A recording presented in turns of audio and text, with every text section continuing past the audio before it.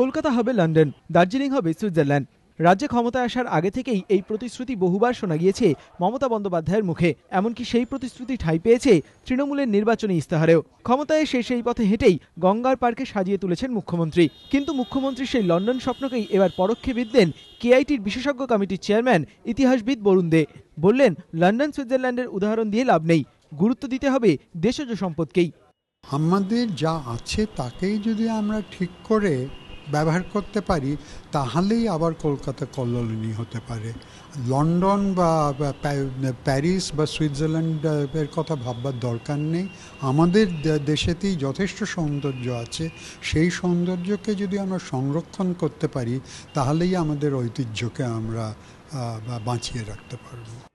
এই ইতিহাসবিদের কাঁধেই কলকাতার নগরায়নের ১০০ বছরের ইতিহাস খুঁজে বের করার গুরুদায়িত্ব। দুই মলাটের মধ্যে এই ইতিহাসকে ধরতে উদ্যোগী কলকাতা ইমপ্রুভমেন্ট ট্রাস্ট।